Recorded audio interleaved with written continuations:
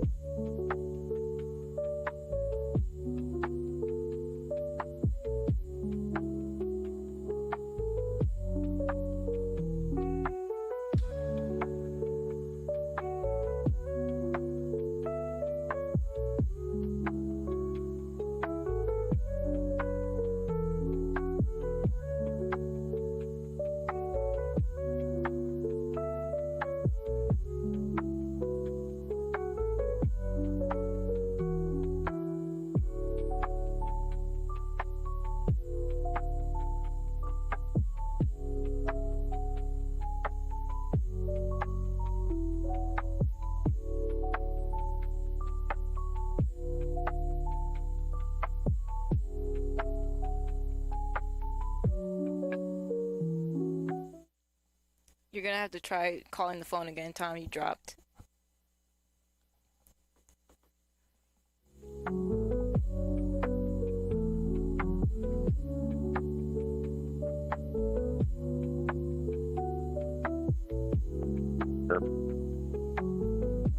There we go. All right. We're going to do it through the phone. Okay, it'll work. All right, you're live. All right. All right. Good morning, ladies and gentlemen. We're having a little bit of a technical problem, but we're there nonetheless.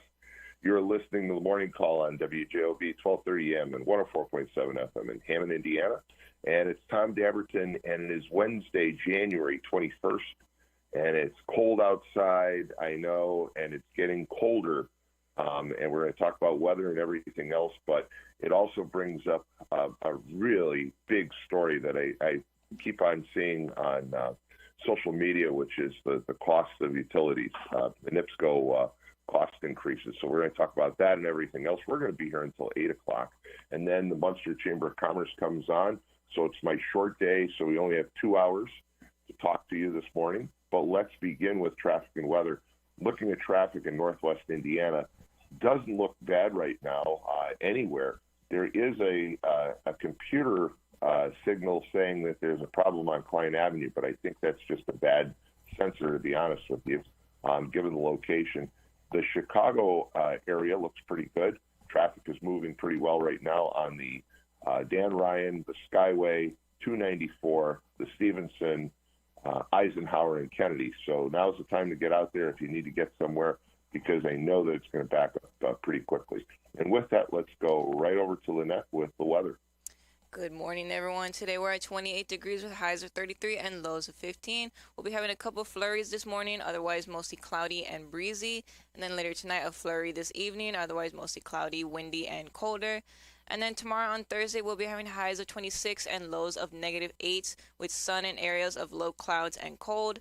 And then Friday, we'll be having highs of -2 and lows of -10. Some sun, then increasing clouds and frigid. Extreme cold can be dangerous for outdoor activities.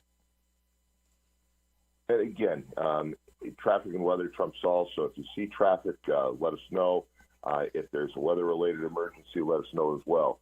845-1100 is the number to call. And as I said before, it is very cold out today, and that is causing a lot of discontent when it comes to NIPSCO bills in northwest Indiana. But there's other things to talk about, and we're going to be here for 2 hours, so give us a call. And we already have a call, so let's go right to that caller. Good morning. Good morning, if Mike. you How would, are you? If you would set your freshly squeezed glass of orange juice down, you could start on time. I wish. You're down there.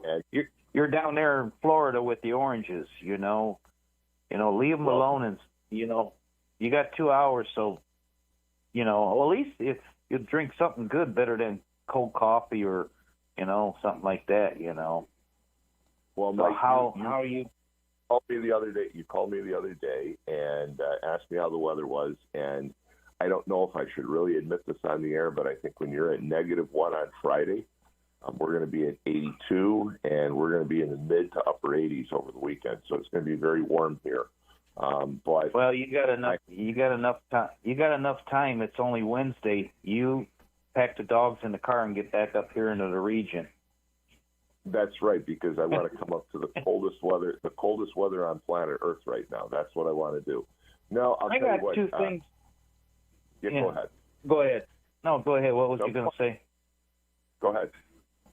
Yeah, I got two things to mention that kind of was not mentioned. Well, one of them came on the news yesterday while the show was on, but nobody mentioned them about it. And then this morning or last night I saw the news. First thing is, luckily, they're both safe. They're doing it good, but a judge and their spouse, some guy came to the door, knocked on the door, says, "I have your dog," and then shot the judge and their spouse. They're down in Lafayette, Indiana. And then the second thing is, I saw that. I don't know what state they did it, but Target, the store Target, which is over here on Calumet by us, on just south of the border. South of 94. But I don't know what state Target did it. They had us sit-in protesters for the ICE. So Target, does Target support? Does Target support? Yeah. Mike, that was in Minneapolis. Yeah. It was part of ongoing anti-ICE protests that are going on in Minneapolis. That's where you saw that. Yeah, but the thing is, I was wondering, why did Target let them come inside their building? Does Target support undocumented illegal migrants working at their facility? Because after I saw that sit-in and letting Target let them come inside the building and protest, that tells me, guess what? I'll never shop at Target, because that means they're supporting people that are obstructing, impeding, and attacking federal officials trying to do their job. That means, guess what? I don't spend no money at Target ever again. Or I never really liked that place. Mike, Lynette, can you turn up the volume on YouTube Live? Had two people text me. YouTube Live, turn up the volume if possible. Well, Mike, I think there's a couple of things playing when it comes to Target. First of all, Target is actually headquartered in Minneapolis. So I don't know if they've taken a corporate stand. The other problem is that from what I understand, the store manager that was on duty was just shocked and didn't know what to do. So I'm not sure that I want to blame the immediate. I think that it might have been, I mean, think about it. If you were the store manager and all these people just start showing up and protesting in your store, it might take you a few minutes to react. It's probably not something that's on the top of your radar on how to handle it. So right. I'm not sure that I would go ahead and boycott Target just yet. I have not seen any statement from Target as far as the protest yet, but I'm sure it'll be forth. Yesterday, my neighbor, I have 3 houses on a property where I rent, and the front house, the lady showed me her NIPSCO bill. She says, "How's yours?" I said, "Well, I'm on a budget," but she showed me, and we had talked before of how much she's paying a month for rent. She says her NIPSCO bill is getting close to being what the cost of her of paying rent is. Well, you know, let me right now, the cost of utilities in Northwest Indiana, in Northern Indiana, is just mind-boggling. It is completely out of control. It is 4 to 5 times higher than the rest of the state of Indiana. It is 8 times higher compared to what I would pay in southern Florida. And let me just point this out. NIPSCO says they have to upgrade their delivery system. In southern Florida, every single pole that you see is a steel reinforced or concrete reinforced utility pole. They don't have wood poles down there. They have concrete and steel because of the hurricanes. They have all kinds of improvements. And the rates down here are about 1/8 of what the rates are up in Northwest Indiana. It's these delivery charges that I think is driving everybody crazy.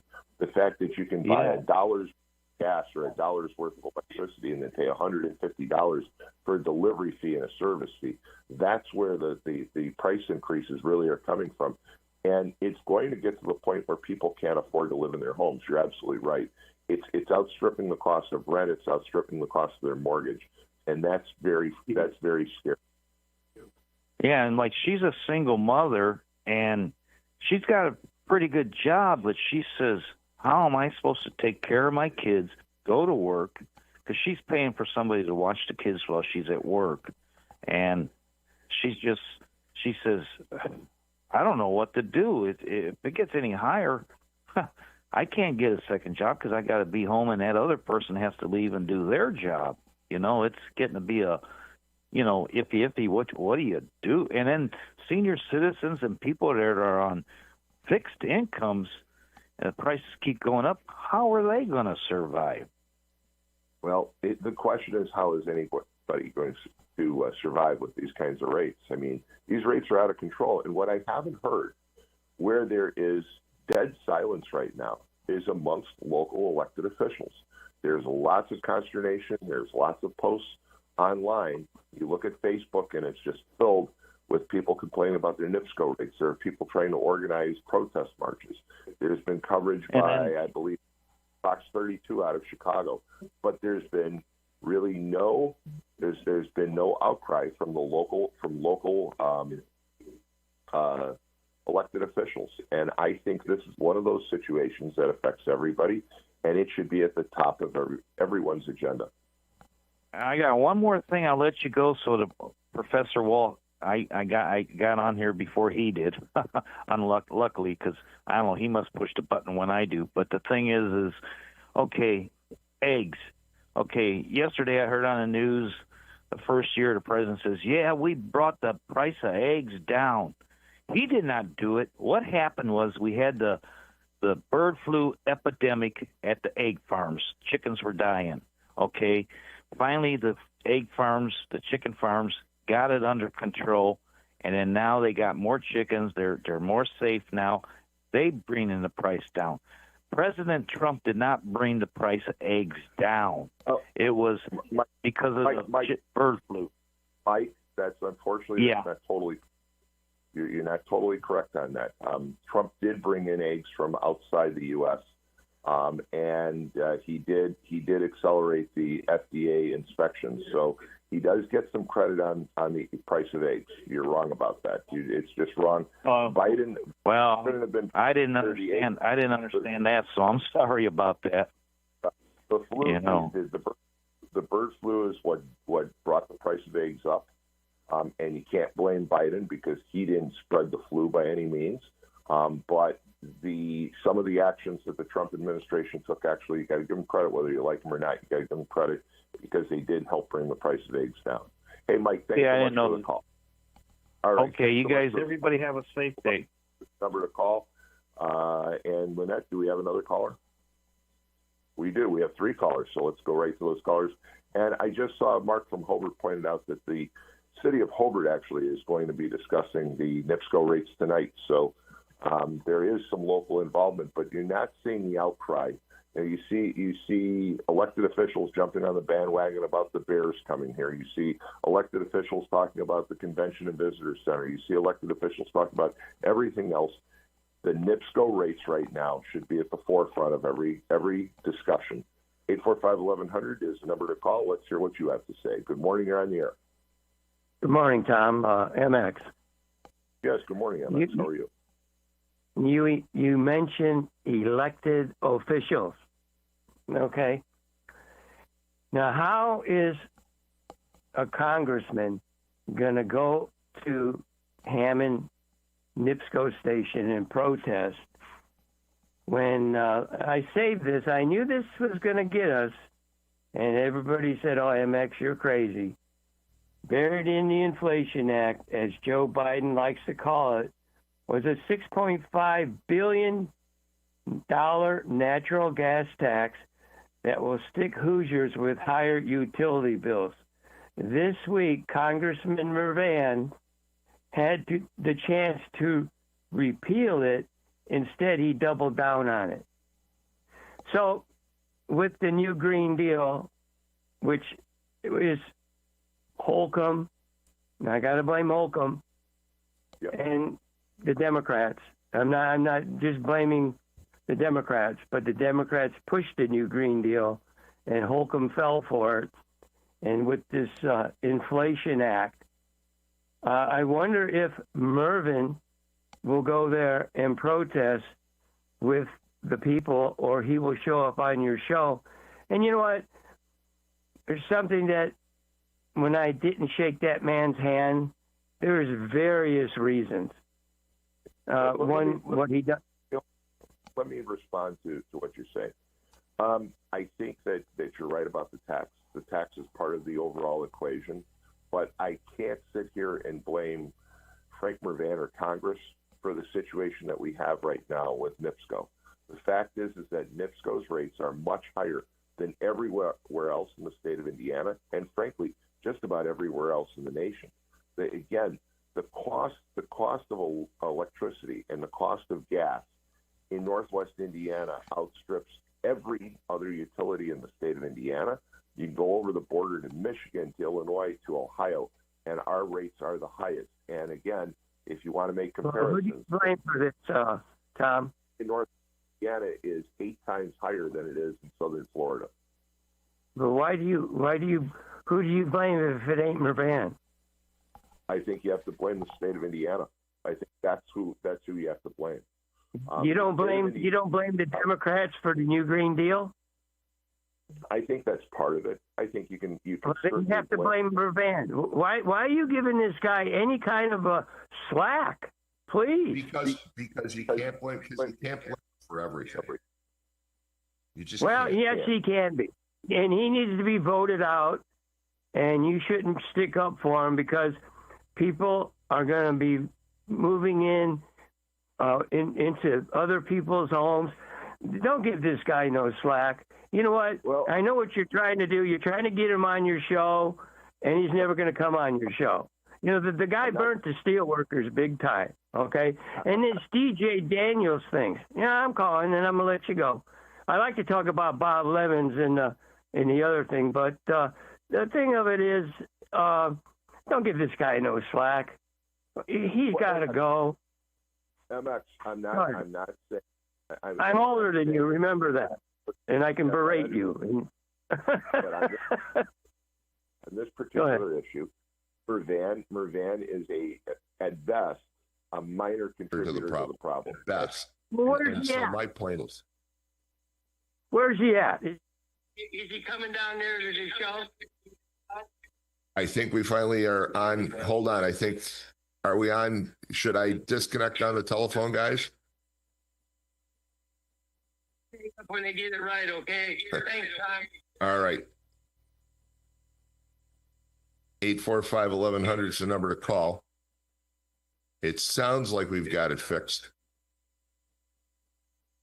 I'm waiting for Lynette to tell me.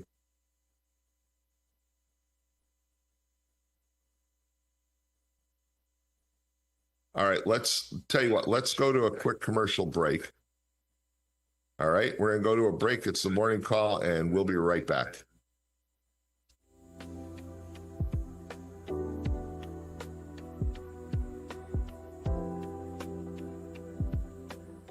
Life's biggest challenges don't come with a warning. When legal issues arise, whether it's a car accident, personal injury, criminal charge, or representing you before municipal boards, you need a trusted advocate on your side. At Westland & Bennett, we listen first because your story matters. We provide strategic, personalized legal solutions to protect your rights, your freedom, and your future. Peace of mind starts with a conversation. Call 219-440-7550 today for a free consultation. It's the simplest expression. The smallest thing that changes everything. A smile. So easy. A smile lights it up. Apologizes. And welcomes unconditionally. Because the shortest distance between two people is a smile. Thank you. Strachan Van Til, where making life easier starts with a smile.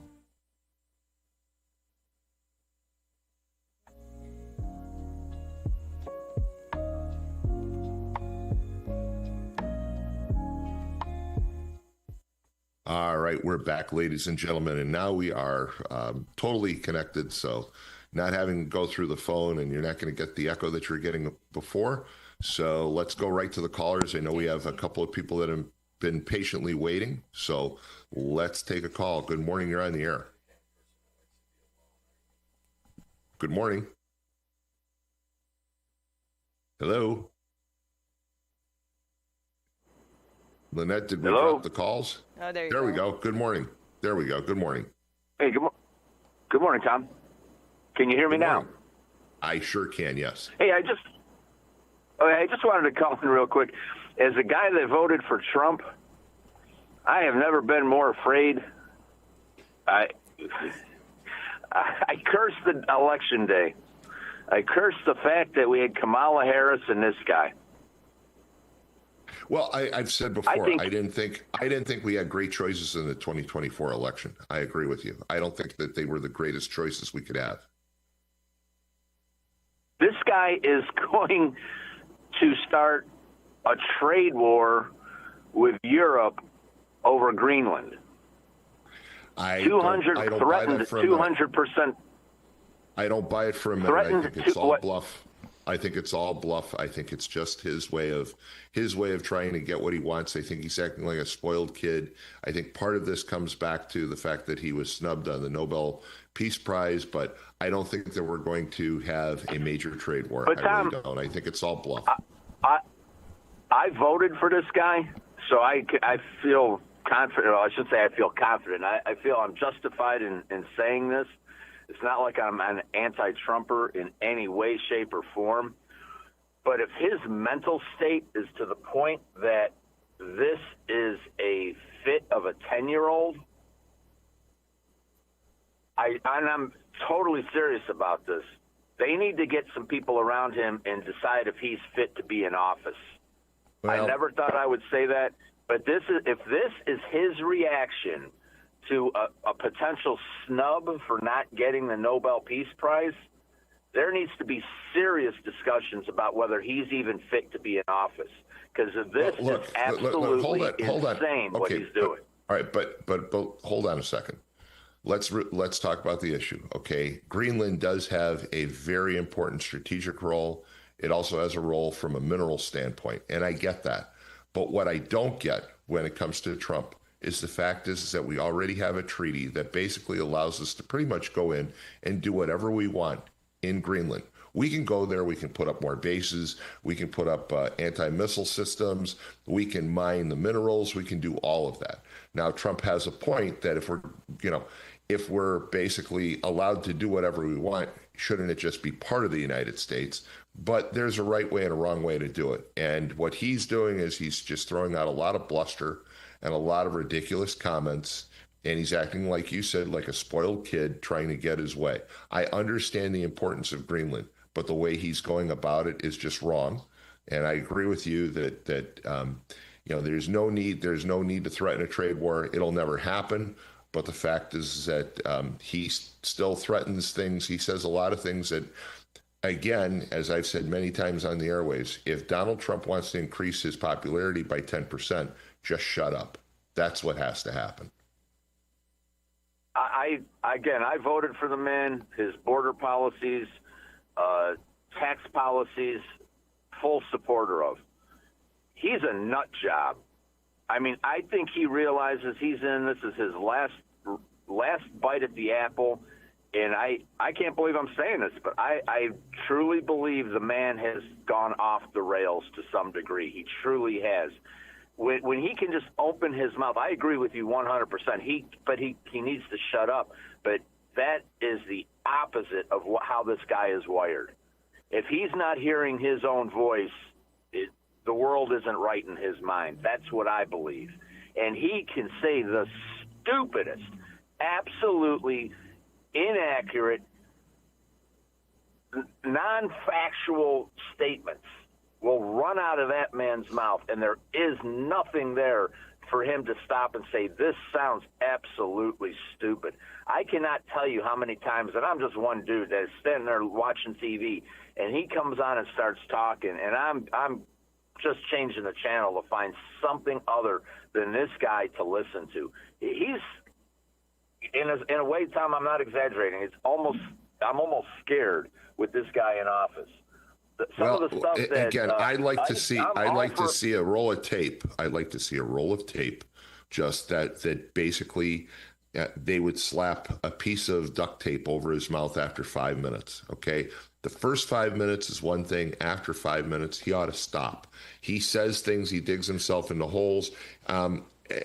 Again, there's no question about his capabilities and his intelligence, and I really don't think you're going to be invoking Article 25 anytime soon. Amendment.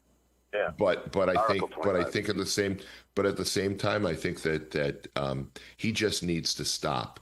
And again, I get the point about Greenland. Okay, and in fact, he's certainly not the only president that has made the case for Greenland, and I get it, and it's been out there for many years. But Tom, he's the only one that is taking it to this level. I mean, you have was it Denmark? They're wanting to sell U.S. treasuries. We are a debtor nation. I don't know if he realizes the fact that if people really want to bury us and make the Great Depression look like a walk in the park, get rid of our treasuries. Don't buy them. Sell what you got. This nation would come to a screeching halt. Now, granted, we are the largest economy in the world, but we that's can just be it. taken to our knees. Nobody is, once again, that nobody's going to do that either, though. There's no chance at all, because if the U.S. was brought to its knees, the entire world economy would grind to a halt, and you'd create a global depression like you've never seen. So it's kind of the old mutual assured destruction theory during the Cold War. It's too big. It's just too big to happen. You can't imagine, and you can't handle the impact. So look, I agree with everything you're saying as far as his comments. So one last thing, though, and I will let you go. The other thing that scares me is it does not appear. We don't know what happens behind closed doors, so it just gives the appearance. I get the appearance that there is nobody around him that's going to tell him, shut up, Mr. President, you're wrong on this. Mr. President, you cannot go out there and say, I don't know whether they're just such sycophants of him, they're afraid of him, they think that the emperor is going to, bury them or investigate them or whatever. Whatever. I don't know if it's fear. I don't know if they're just totally awestruck over this guy. I don't know what it is. But there does not appear to be anybody in his orbit that is able to say, Mr. President, you're completely 100% wrong. I don't know if he went and did something that was, I'm not saying start a war. I'm just saying if he were to make the most bombastic of statements, I don't trust the people around him to have the decency to say, Mr. President, I'm resigning. I cannot work. So I will give you one. I will give you one that supposedly does that quite a bit, and that's Marco Rubio. They claim that Rubio holds his own and will speak up. That's what the claim is. Well, we need more of that down there, because this guy is not doing the United States any favors. I mean, I realize that there's no sense in being the big dog unless you're going to bark every once in a while. I understand that. That's the beautiful thing about being a superpower. But this guy, I'm sorry, Tom, I'll let you go, but the degree of stupidity that can come from that man's lips is unbelievable. It's indefensible. Some of the things that come out of that man's mouth. We'll leave it with this. Let him lead, but put a piece of tape over his mouth. Hey, thanks for the call. 845-1100 is the number to call, and we've got more callers. So, Lynette, whenever you're ready. Good morning. You're on the air. Yeah, I have hello? Yes, hello? Go ahead. Yes. Yeah, I have a question for the gentleman that just called in. Would you have preferred Kamala Harris and Governor what's his Walz? The governor Walz. Yeah. Governor Walz. Would you rather have those people in the White House now?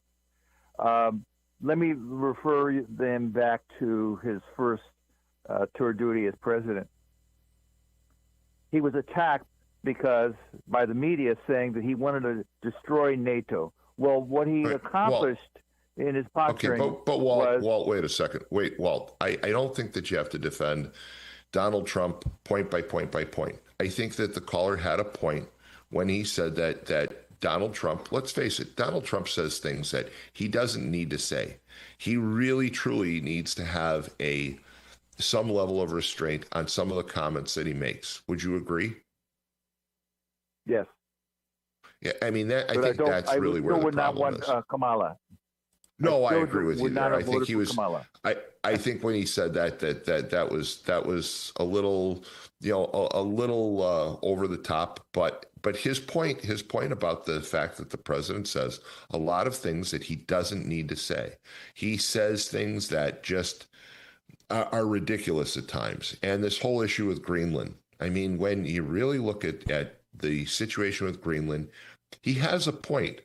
And there's a proper way to handle this. But when he goes out and he says that he's going to launch a trade war and he's going to, not be guided by the idea of being a peaceful president, and some of the things that he says, those are things that are just unnecessary.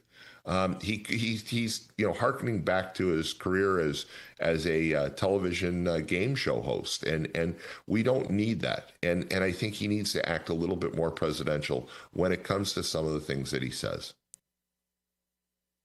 I'd just like to point out during his first tour of duty, he was attacked because he wanted to destroy NATO. Well, what he accomplished with NATO was not even half of them were paying their 2% GDP toward the military. Not even half.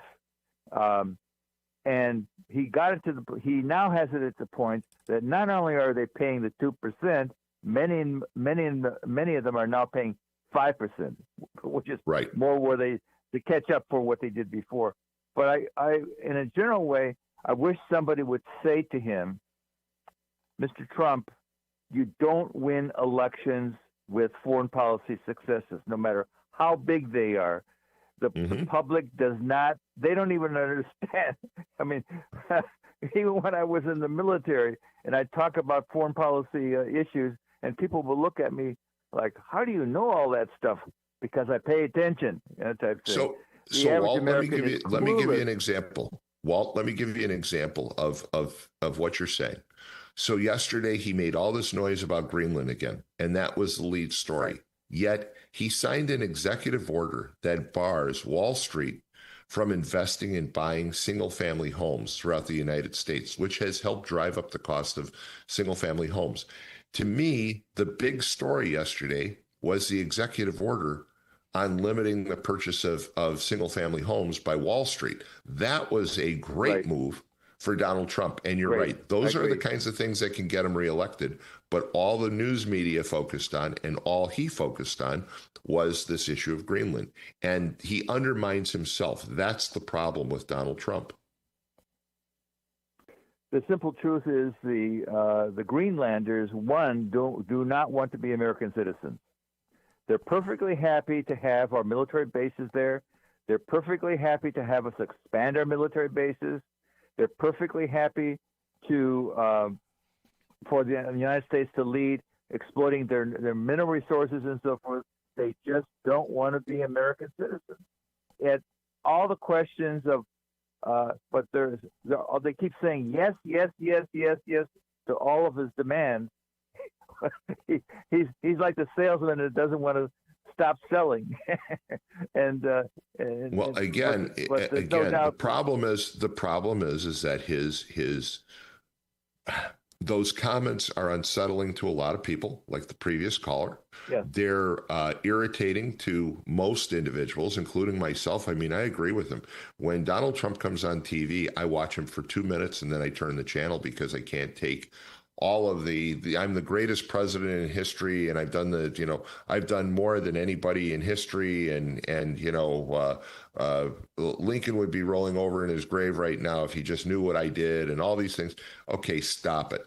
Just stop it. Just tell us what it is that you want to talk about. And once again, he spends so much time bragging about the things that he's done that nobody covers the things that he's doing. And some of the things that he's doing right now are really great. Like, again, this whole issue about Wall Street. I mean, part of the reason why home prices have more than doubled in this nation in the last 5 years is because Wall Street has been going out and buying up all these single-family homes, and that drives up the competition. And, because there's a limited availability of homes, it drives up the cost. And so he did a great thing, but nobody knows about it because Donald Trump is too busy bragging about everything else that he's done and talking about things like Greenland. And you yourself said, we have all kinds of treaties. We have the Greenlanders have invited us in and said, build whatever you want over here. You can do whatever you want with Greenland. So why do we have to get into this needless debate? Well, having knocked around for several years as a grassroots Republican activist, I was always irritated to listen to people who they think that the Republican candidate is not perfect, therefore I'm voting for the Democrat. I mean, duh. I'm baffled. But what can I say? Well, got a question.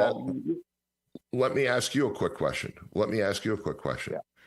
Yeah. don't you agree that right now the biggest story locally, and it's not getting the play that it should get, except on social media, is the cost of our utility bills?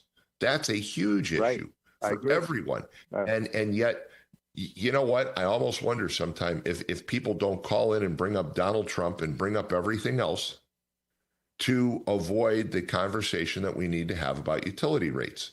Utility rates are out of control. We need to focus the conversation there, but it's just my opinion. Go ahead. I'm sorry, you wanted to bring up something else. I was going to ask, one of the questions I was going to ask you was, how does the rates here compare with our sister states in Michigan and Ohio and Kentucky and Illinois and so forth? But you already answered that question. That's our way out rates of are control. higher. Our rates are dramatically higher.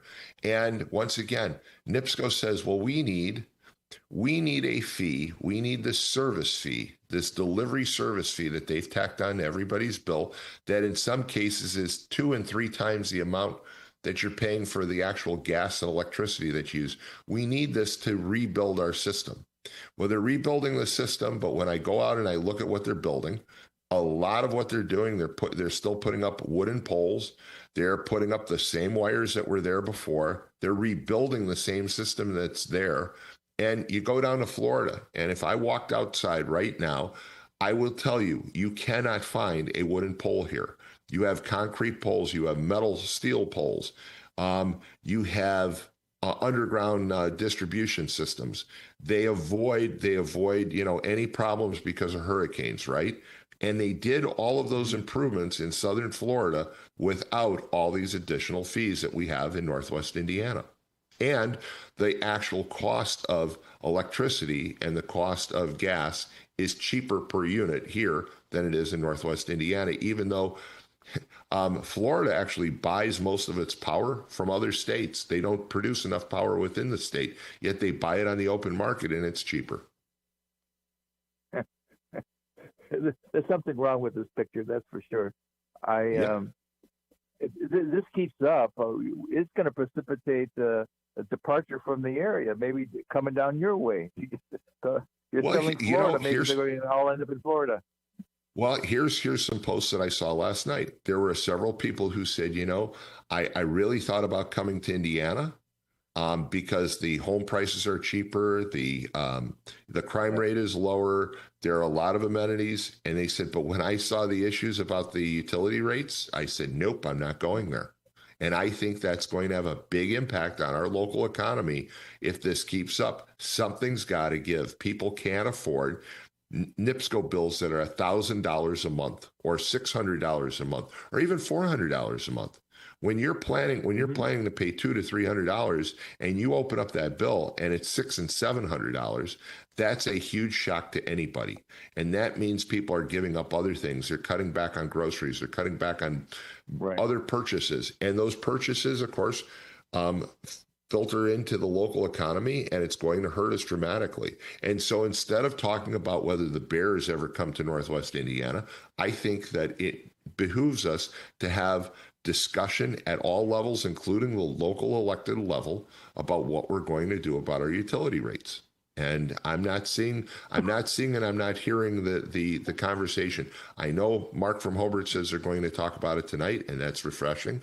But I've not seen other communities really taking it on, and I think they need to. Well, this would be a natural bipartisan issue.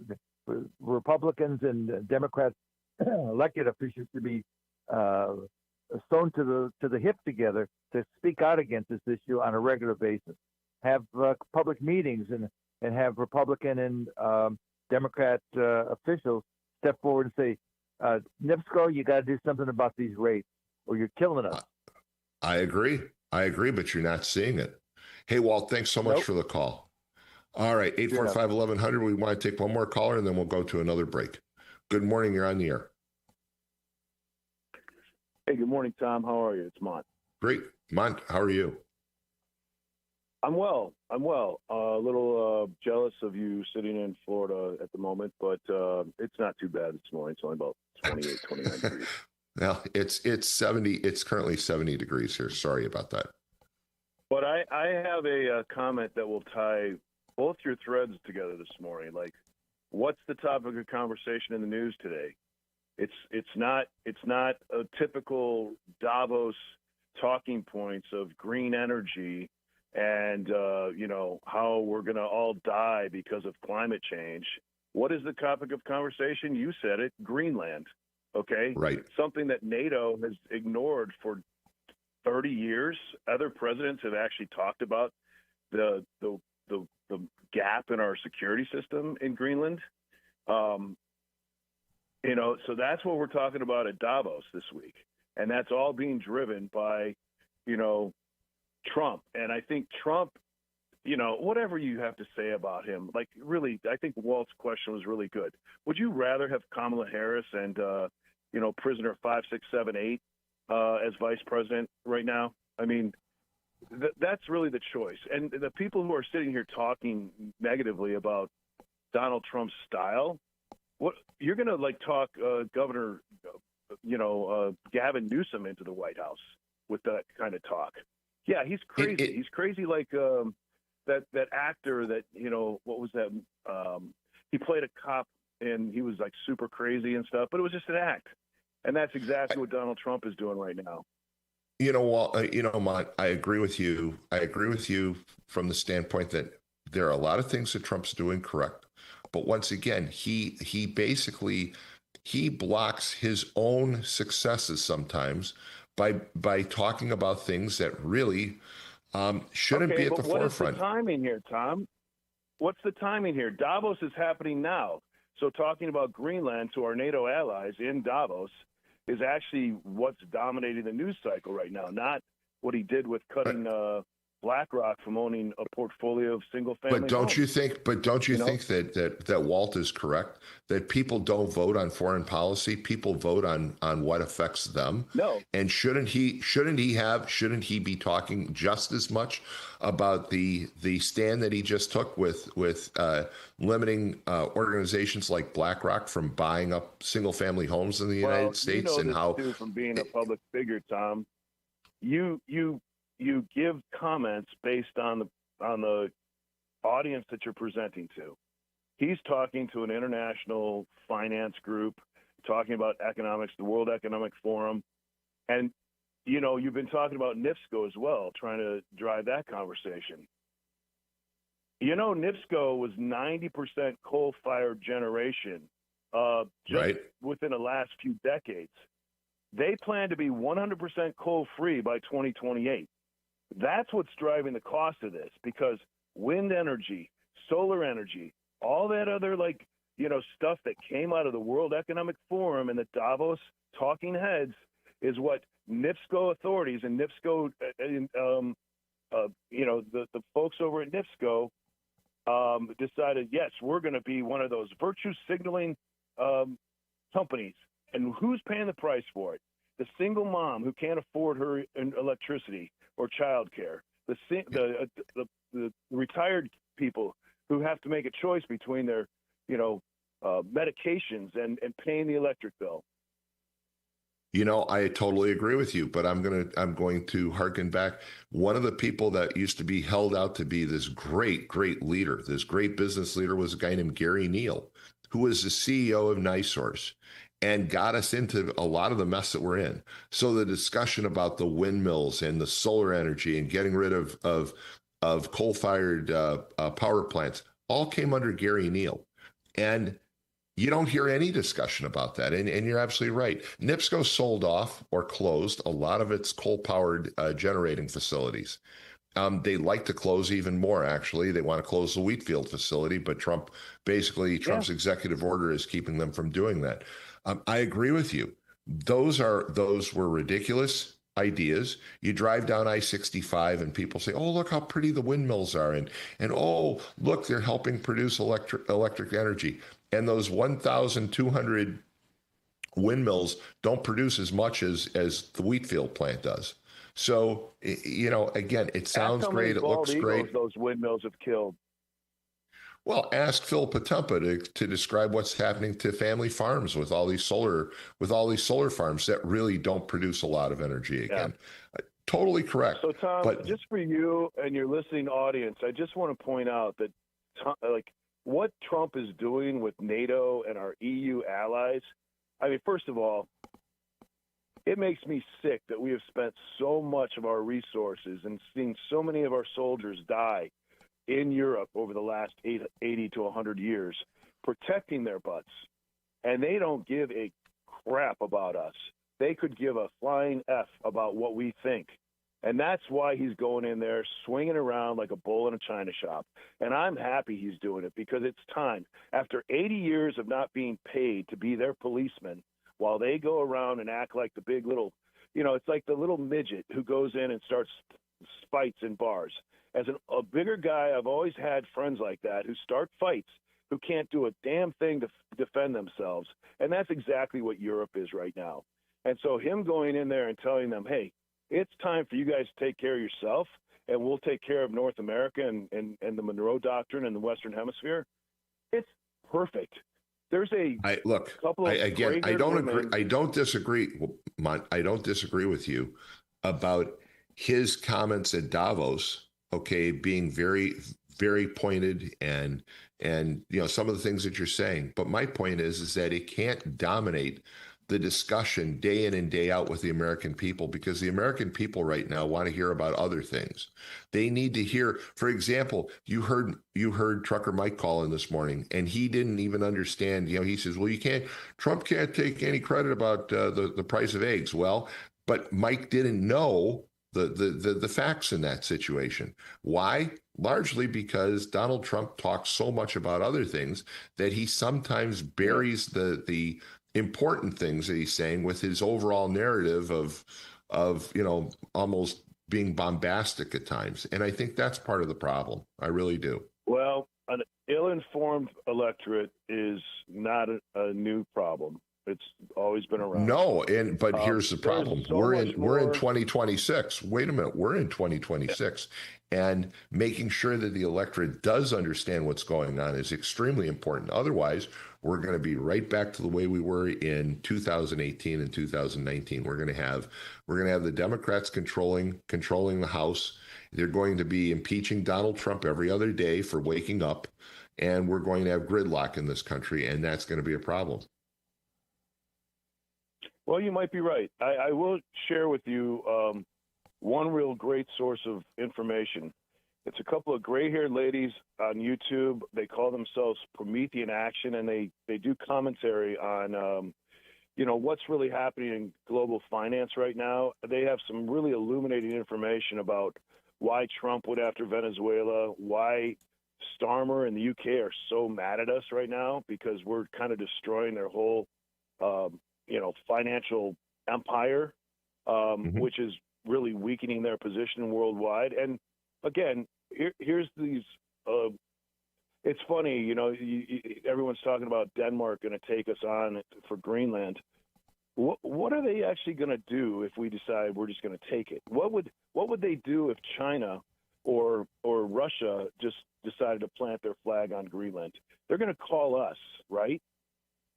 That's what Trump is trying to get across. There's just so much information that the nuances of it is hard to understand. But once you understand, you know exactly what he's doing. And I think it's great. I agree with you. I just think that the narrative right now and the focus has to be on the economy, because that's where the American electorate is going to make a decision come this fall. Hey, thanks so much, Mont. Let's take a quick break. You're listening to the Morning Call on WJOB 1230 AM, 104.7 FM, YouTube Live, and the TuneIn app. We'll be right back. Who's ready for Polish? Big Frank Sausage has the very best Polish food in the region. You had a mouthful of Big Frank sausage? We have a full bar, dine-in, carry-out, delivery, and catering available. I've had a mouthful of Big Frank sausage. I've got a mouthful of Big Frank sausage. 219-378-9556. Smacznego i na zdrowie. Who's ready for Polish? For over 100 years, Roofers Local 26 has been keeping Northwest Indiana dry and safe. Since 1919, our highly trained members have built a reputation for skills, safety, and reliability. With a 4-year apprenticeship and certifications in OSHA safety, first aid, and CPR, we deliver quality you can trust. When you need roofing done right, choose Roofers Local 26, protecting what matters most for over a century. For more information, visit www.roofers26.com. For over 140 years, the Central Midwest Carpenters have built our communities in Northwest Indiana. Are you ready to join the effort? We have long-term work, competitive pay, and the best benefits in the industry. We pride ourselves on innovative training and commitment to worksite safety. Earn as you learn as an apprentice. A solid career built on a solid legacy. For more info, go to carpenters.com.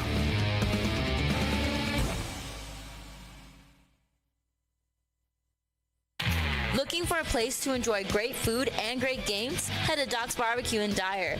Indulge in Southern-style hickory smoked meats served in a fun, welcoming atmosphere. Want to catch the latest local Jet TV basketball games? Just ask and they'll have it on one of their 15 big-screen TVs. Whether you're here for the food, the fun, or the hoops, Doc's has something for everyone. Stop by Doc's Smokehouse on Calumet Avenue in Dyer, where flavor and sports come together. All right, folks, we're back, and let's do traffic and weather. We're coming up right on the 7 o'clock hour, but let's do traffic and weather, and we'll start off with traffic. Looking at Northwest Indiana, we're in pretty good shape right now. Again, no problems on 8094, I-65, the toll road.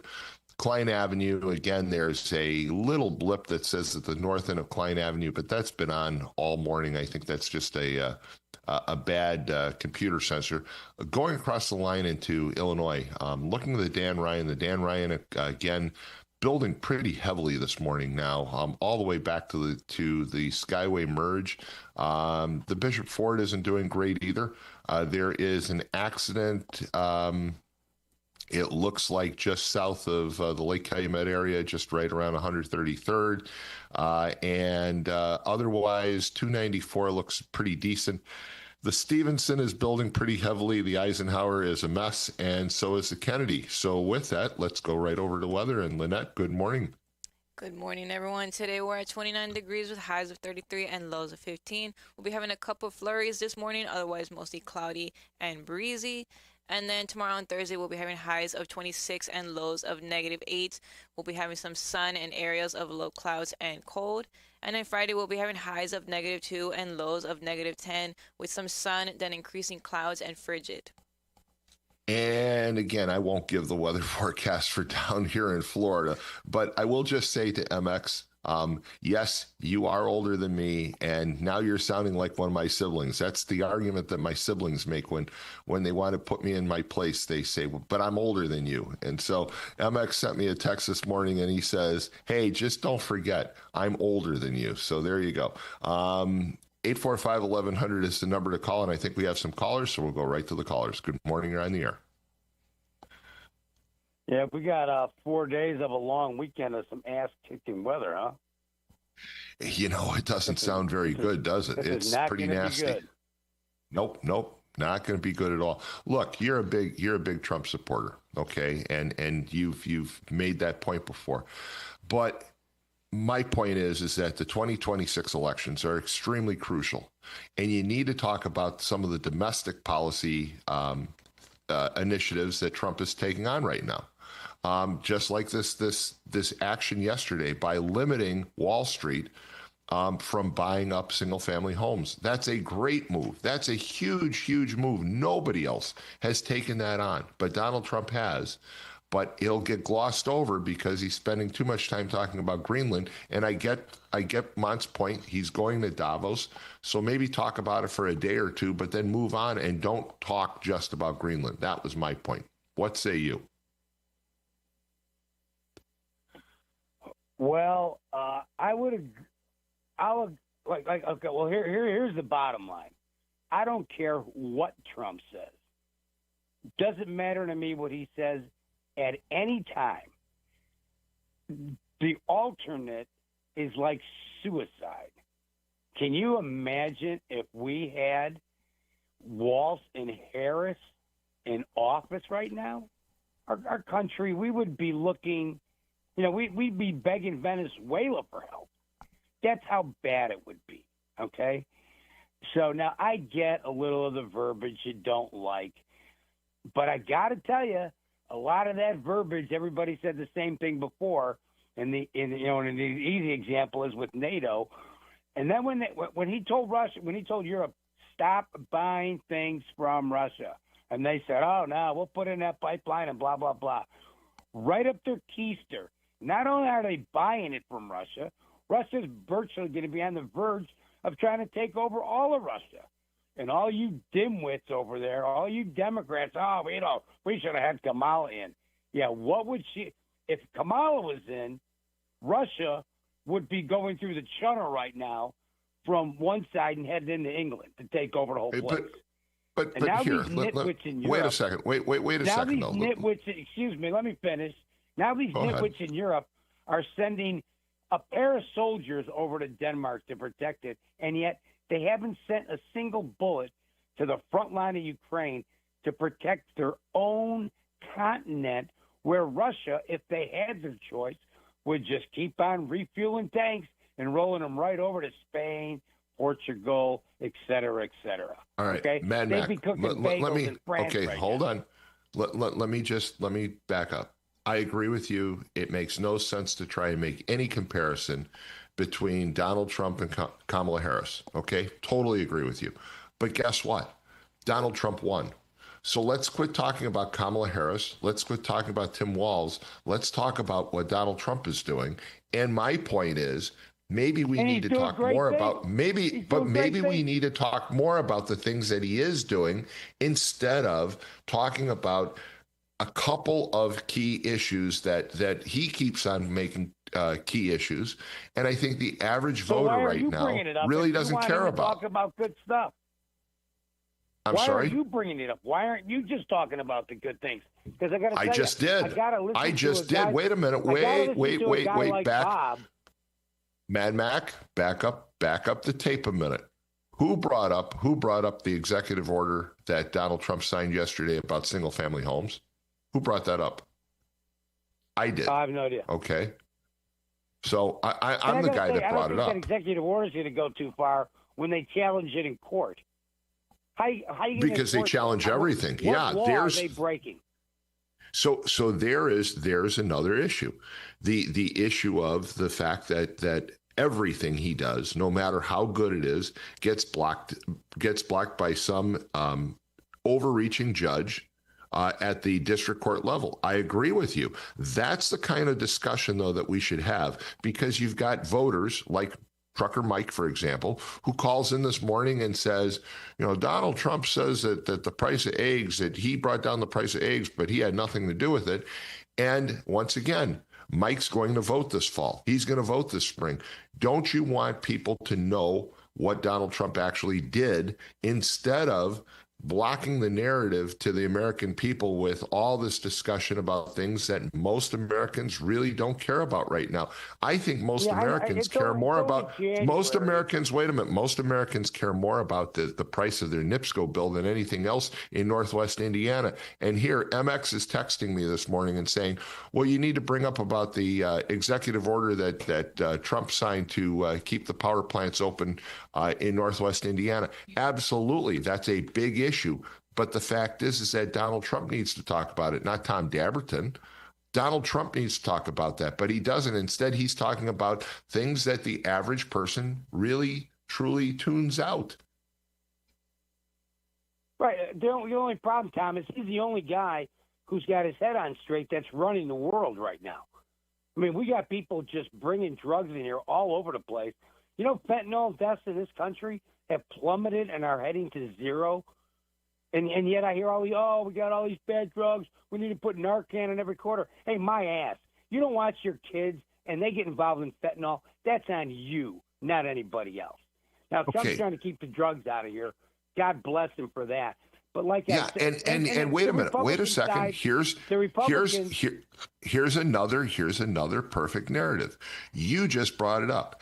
He has done a phenomenal job in curtailing the amount of drugs coming into the United States. No doubt about it. He deserves tremendous credit for that. But does anybody even know about that? Do most people understand what Donald Trump has done to curtail the amount of illegal drugs coming into this nation? Guess what? The reason why is because he spends too much time talking about other things that most people tune out by the time he gets to talking about Tom, he's not the PR. He's not the PR arm of the Republican Conservative Party. There's other people that have to do that. Now, like I was going to say, readily, the Republican Conservative Party in our country right now is a little short on the PR program, but it's the month of January, okay? So everybody needs to calm down and relax. We've got international things that Trump is taking care of, okay? The people in Venezuela are starving to death, and they're sitting on some of the biggest reserves on the planet, and yet they're pumping out illegal, illicit, diabolical drugs that they're shipping over here. Boom, we just addressed that. Every time you hit one of those boats, you got some Democrat. Oh, hey, listen, you want to put your daughter on these drugs or you want me to stop it, okay? You don't have to like the method, but just sit down and shut up. Now, you guys talk about this energy issue. Where's old Frankie Mervan? Because you'll get guys like Kuziak and his crew will kiss Frank's ass up and down the boulevard 24 hours a day. I haven't heard Frank say a thing about energy. And I don't care what power he has to do anything about it. Get your ass out here and do something about it. Here's McDermott over there. We're worried about how he's going to just, plow over the pavilion, the golf course, the new neighborhood he just built over there to bring the Bears over here. What's he doing about NIPSCO? Not a thing. I remember 15 years ago, I go, they're closing coal plants around here? That's insane. That makes no sense. Oh, I'm the dummy, right? You're going to need energy, and it's not coming from a windmill. Okay. Okay. Let me jump in. Let me jump in, and I totally agree with you. The narrative. Cell number. Okay. Get his dumbass on the phone and help us out, Frank. But Democrats but where is? But wait a minute. Wait a minute. Where is everybody? Where is everybody else? Okay, people want to blame Frank Mervan, but the fact is that the regulatory commission in the state of Indiana is state controlled. And where are local officials, where are state officials talking about our NIPSCO rates? Where are they? Because I'm not seeing any of them. I'm not hearing any of them. Where's the mayor? Where's the mayor of Gary? Where's the mayor of Hammond? What are they doing? They got the biggest stuff going on here. What are they doing about it? Totally agree with you. Anybody? I totally agree. Frank tells us he supports everything. He's a union guy and all that crap. Hey, Frank, my energy bill tripled. What are you helping me here for? That's why I wouldn't vote for a Democrat. All right, but my point is, wait a minute. My point is that people will go out and will say, where's Frank Mervan on this, right? Okay, valid question. But where are all the elected officials, all the other elected officials, the hundreds of them that we have in Northwest Indiana? How many of them, John Patelis, for example, nice guy. He posts good morning. He posts good morning region every day on his Facebook page. All right. But where is he saying, hey, this is ridiculous. We need to do something? Where is, where are county council members? Where are our county officials? Where are our local officials on NIPSCO? Where are they? Him and Peggy Katona are switching seats so fast, nobody knows how much they're making down there. They swap jobs. It's a joke. But, what can Rick Ripa do about the thing? He can talk up a little. But we got a state rep in the House of Congress. Rick can speak up just like everybody else. Rick can speak up just like everybody else. Get Frank down the line and come solve the problem, Frank. And I don't really give a crap about all these other things he claims to be worrying about. Because Frank Mervan, in this case, Mac, the problem is that Frank Mervan can't solve the problem. Okay. Yes. He has the bully pulpit. He can certainly weigh in. I agree with you there. But this one is one of those problems you cannot tack on Frank Mervan. This is an issue that has to be addressed at the state level. Else? What? Listen, you give excuses to Democrats like I've never seen.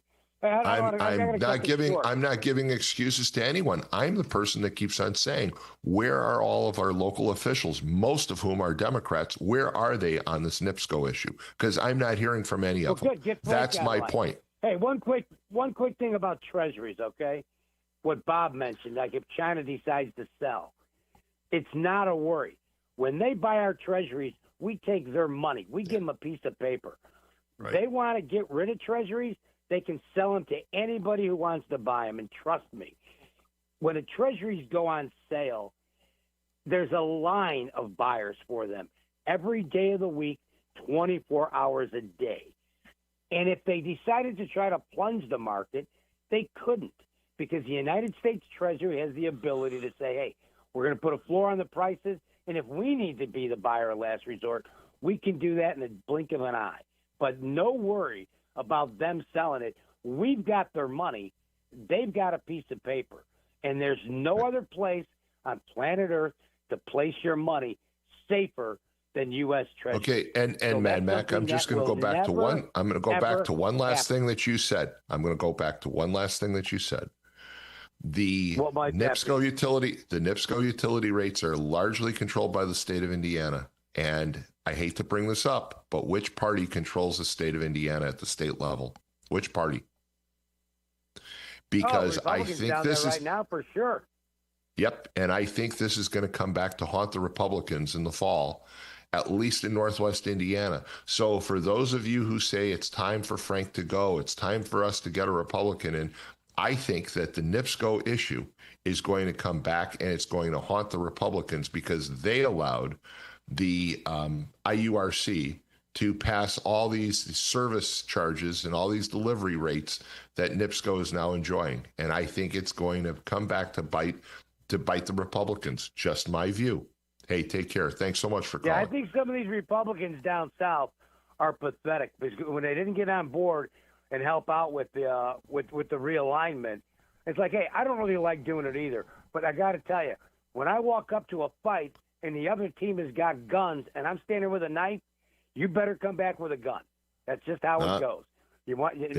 These Democrats nationally fight dirty. You think you're going to go in there and be honest with these people? You're dreaming. I mean, but the thing is that that's an issue. Right, that's an issue, but that's an issue that's not going to change the rate of utility rates, the utility rates in Northwest Indiana. Hey, thanks for the call. Right. 845-1100 is the number to call. We've got more callers. Good morning. You're on the air. You talk about the NIPSCO stuff. I like in our utility rates. I like to put a timeline on everything. So let's go back 2-3 years. Where was Governor Holcomb spending all of his overseas time at? Yeah, he was in China. Going constantly. No, he was in China. In Israel. He was in Israel. Okay. He was also in China. Sorry. Anyways, China too. Well, China's got a big part in this too because they're supplying all this crap. So he's over in Israel constantly. That's all you heard was Holcomb going to Israel. Holcomb going to Israel. Then all of a sudden, we shut down these coal-fired power plants. Who's building these solar farms south of us? These Israeli companies. And now that's not totally. Well, that's not totally true because a lot of those windmills were actually built by a division of BP Oil. They're the ones that started. I'm not talking about windmills. I'm not talking about windmills. Okay. I'm talking about all the solar farms. Oh, the solar that's going up right now down there, and they're going to replace all our energy. Yeah, right. And what companies are doing all that? All companies from Israel. And now here we are sitting screwed with no power. I'm not a conspiracy theorist, but there is coincidence. Well, look, I thought Eric Holcomb was a great governor until recently. Because when I went back and I looked at this whole issue of the utility rates, it's Eric Holcomb who allowed the IURC to pass all of these rates. People want to blame Mike Braun, and I'm not a fan of Mike Braun, by the way, by any means. I've said on the air I don't like him as a governor. I don't find him to be somebody that I can connect with. I don't think that his agenda makes sense. I'm not a fan. and I always thought Eric Holcomb, what a nice guy, seemed to fit in, basically work between both sides of the aisle, seemed like a great guy. And then I realized that, wait a minute, Eric Holcomb was the guy that caused all of the problems that we're having right now with our utility rates. There's the guy, to blame. Yep. Yep, and it's just a coincidence. He's over there cozying up in Israel every other weekend, flying over there, and all of a sudden their companies come over here and they're building all this crap that everybody knows ain't going to work. They know the solar farms are nothing but a joke, and they're doing 15,000 acres, 10,000 acres, and what do we got right now? We got it getting it stuck to us.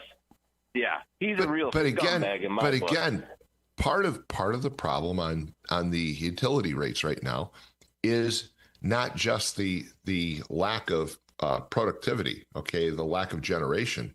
It also has to do with all of these claims that NIPSCO has to upgrade its system. And my point is that every other utility in the United States has done the same thing, but they haven't gotten all these service charges that we've been saddled with.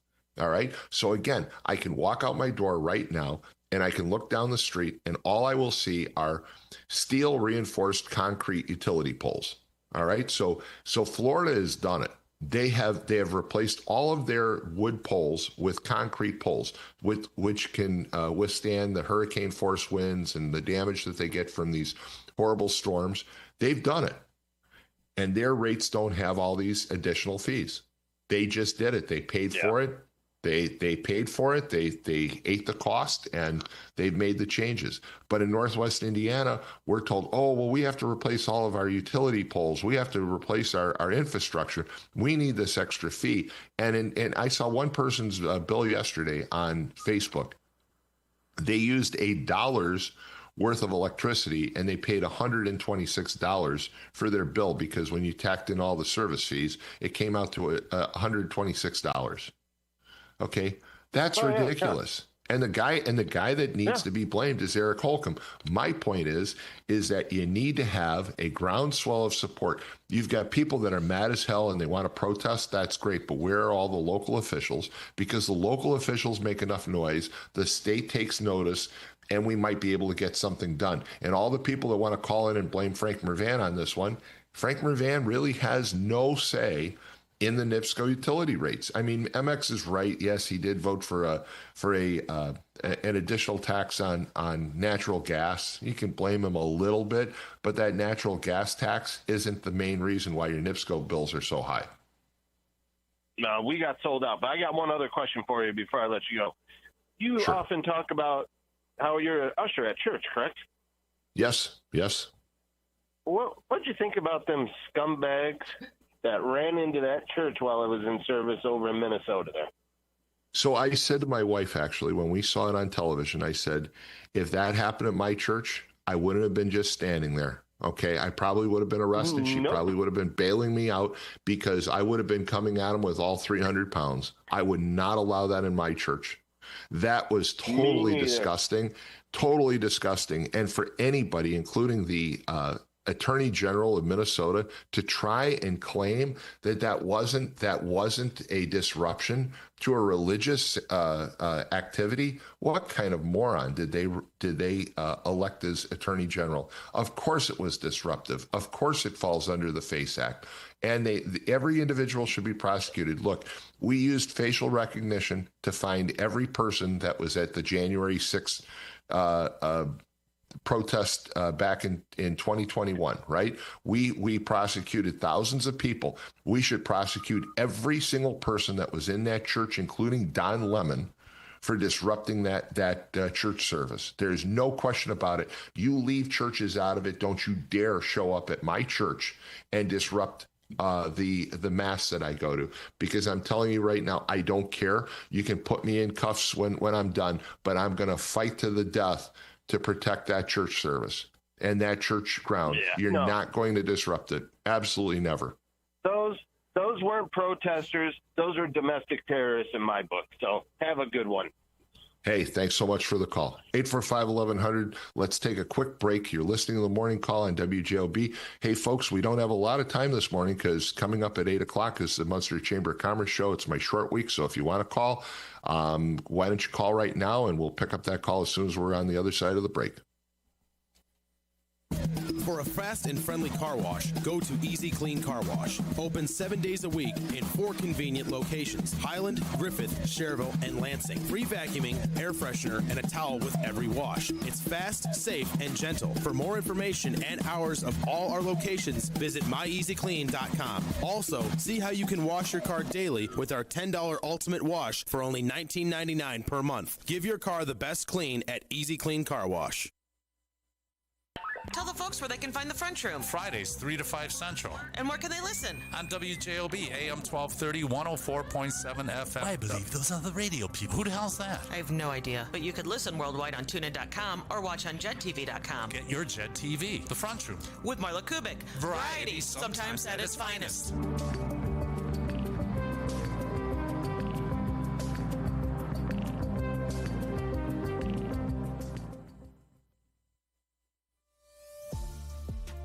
If you're thinking of finishing your basement, installing outdoor security cameras, or your business has plans to break ground on a new project in 2024, Powering Indiana, Lake County is your source for the region's best electricians. With IBEW, Local 697 electricians, you're choosing the highest level of safety and reliability. Visit poweringindiana.org today and ensure your project is in the hands of skilled professionals.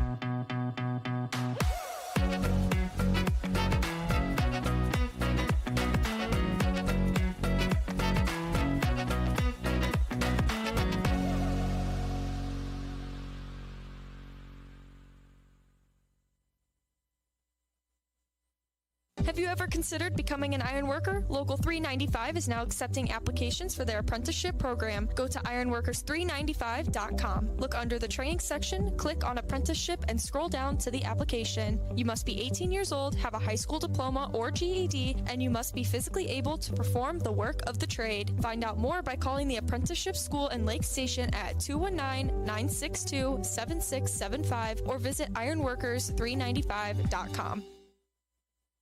All right, folks, we're back. You're listening to the morning call on WJOB 1230 AM, 104.7 FM, the TuneIn app, of course, and YouTube Live. And we've had callers this morning. We've talked about all kinds of things, so let's continue the conversation. Good morning. You're on the air. Good morning, Tom. Good morning. Hello? Yes, go ahead. Me? I can hear you fine, yes. I laughed, Tom, when you said that Donald Trump is comparing himself to Joe Biden. At Greenland, he mentioned Joe Biden's name, and I wrote it down because I'm getting a little old. I tend to forget. I need to take some more Prevagen, I guess. Yeah. But look here. He mentioned Joe Biden's name about 15 times, which is lowering himself comparing with Joe Biden. You remember you saying that on the radio? Ron, I totally agree with you. Why does Donald Trump compare himself to one of the worst presidents in history? Why bother doing that? Why not just talk about what you're doing? No, what I'm saying is that I laugh when you said that. I say, well, I've been saying that, and some of the things you say, I turned off the television a lot of times because just don't want to hear it. It's very repetitious. It's something new every day. You don't know what's going on with it. And you heard me probably say early on when Donald Trump got to be president, because I didn't vote for him. I say I hope that he'd be the best president in the United States. I don't. You did say that. I agree. You did say that. You did say that, Ron. Yes. So people saying I'm hating on. I deal on policies and what they stand for. Now I don't deal with parties. I could see the guy from Ohio, Casey. I liked him, John Casey. I liked a lot of Republicans. I like Holcomb. All right. And let me bring up something, Ron, because you said you liked Holcomb. Doesn't it disturb you a little bit to find out that the problem that we're in right now, the predicament that we're in, I should say, with our NIPSCO rates largely goes back to Eric Holcomb? Isn't that a little unsettling? Because like you, I too thought Eric Holcomb was a really great governor, but then you find out that all of these increases, you can't blame Mike Braun as much as I'd like to. It's not Mike Braun's problem. It actually is a problem created by Eric Holcomb. He allowed his IURC to approve all of these NIPSCO increases. Okay, now let me just tell you this here. I'm an advocate of, I'm a protester of NIPSCO for years and years. Every time when they go to come to your community, they get the feedback, but it doesn't really matter. It doesn't really matter. I led a protest at IU Northwest here about a few years ago, and we were able to stop them because basically what they do, they come and get feedback of hundreds of people, but when they go back to any regulatory commission, which is appointed by, I believe, by the governor, is that, am I right or wrong? Maybe I'm wrong. The majority is appointed by the governor. There lies the problem. Okay. You're right. Okay, that's what I thought. So I'm just saying, I like to just come at these people like when, but they'll attack me for me telling the truth. So all right, let me ask you a question. Ron. Yes. Don't you agree that right now local officials in Northwest Indiana, everybody, I mean, anybody that you talk to, Ron, your neighbors, your friends, everybody's upset about their NIPSCO bill, right? I mean, there isn't a person that says, yeah, gee, I got my NIPSCO bill and I'm really happy with it. Everybody's upset. Why aren't we hearing from local officials? I mean, somebody called in and said, "Where's Mayor McDermott? You know, where's Mayor Melton? You haven't heard anything out of him. You haven't heard anything out of Rick Rifa. You haven't heard anything out of any of the elected officials. John Vitalis, you name it. I haven't heard one word from any of those folks when it comes to the price of the NIPSCO bills." And you've been involved in these protests before. You need to have local officials make noise to get heard downstate, correct? I agree. But let me just tell you this here. I basically feel very strong. I am a landlord. I have tenants. And Ron Matlock can very well pay for his thing, even though it had increased about $100 more than it was. And I'm on a budget, you know. But again, there are people who I formerly represented on the township board. Whenever NIPSCO had a thing, we passed a resolution from the board when I was on that board to deny them the right. But again, it doesn't matter. They get all kinds of resolutions and stuff from different municipalities. But it comes down to the regulatory commission when they go there, and these are Republicans. So people blaming the Democrats. I fought NIPSCO, and I have friends who work for NIPSCO, and I think some of them are great friends. We don't have to call their name. I think they're great friends. But I used to always say to them, "You don't own NIPSCO, okay? You don't own NIPSCO. I'm here because I just know that people in my community can't afford these NIPSCO rates right now." But I'm not cutting down Eddie Milton. I'm not cutting down Mr. Suggs. I think Suggs was a great guy. He's done a lot of good things in our community. I'm not cutting down any of them. My point is that they need to speak up and say what needs to be said, which is something needs to happen. And I'm not hearing that narrative from anybody other than from individuals like you and I and people who are on social media. I just flipped open social media, actually, just now. I got an alert, a new post, and I'm looking at it, and I'm going 1, 2, 3, 4, 5, 6. The first 6 posts on Facebook this morning are all about the NIPSCO bills, all of them. The sixth one is about the disturbance that happened at the church in Minneapolis. So 5 of the 6, I should say, are about NIPSCO. Okay, those are all local posts, and yet you're not hearing from local officials saying enough of this. We need to do something. Okay. It can't continue. People cannot continue to have these kinds of increases and be able to survive. They just can't. I'm agreeing with you totally, because I just feel that any elected official who is silent on this stuff, their constituent, when they come to voting, then that ought to be, say, hey, how do you feel about this thing? How do you feel about this? Well, I feel the same as you do. Well, why haven't you been saying anything? I haven't heard anything. And I got friends who there and work for NIPSCO now. But again, where you been? You know, And so sometimes, and I'm not, and Ron, I'm not going to blame my friends that work for NIPSCO either. Okay, I'm not blaming them. I'm not going to blame people that work for NIPSCO. I mean, that's their livelihood. I get that. My point is that we need to do something to solve the problem that we have. And part of the problem, part of the solution has to be to create that narrative and create that attention. And it's got to come from local officials when it gets to downstate, because as you know, you go downstate and they're going to ignore you largely unless you have enough firepower. And the firepower is from our local elected officials. And so I'm not going to blame anyone in particular, but I'm going to say collectively, they need to speak up about the NIPSCO rates. That's what has to happen. Now, let me say this. I think you've given me ample time. I just want to say this, though.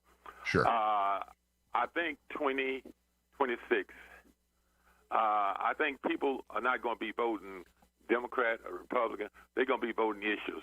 Right now, yep. I happen to believe that right now the economy is number one. That's according to, I'm reading and pulling up online, that's number one. People are concerned. They can't do this, can't do that. I think the only thing that's come down here basically right now is gas, and we know that how it's up and down, So I just think right now it's terrible, and a lot of times I don't want Donald Trump having a whole page of thing and throwing them on the floor. You probably seen that where he threw this on the floor and talking, well, I've done this. Hold on. I'm not blind. I can see. I don't like the direction of this country going in terms of togetherness, writing together. I don't like the fact is that veterans are called, you suckers, you got caught when he had a spur on his Well, feet. that again, Ron, that's been totally discounted. He never said that. That's one that it's been totally discounted. Even the reporter who originally reported that issue has now said, well, there was no concrete proof that he ever said that. That one's been totally discounted, Ron. You just can't throw that one out there because it's not true. Yeah, but did he call John McCain a sucker? He got caught. I mean, these are did he say that about John McCain? It's the Republican. He said that he did call John McCain a loser, but again, there was a lot more to it, and let's not even go there because that's one that's kind of rehashed. Look, I think that the point is well taken though that people are going to vote issues.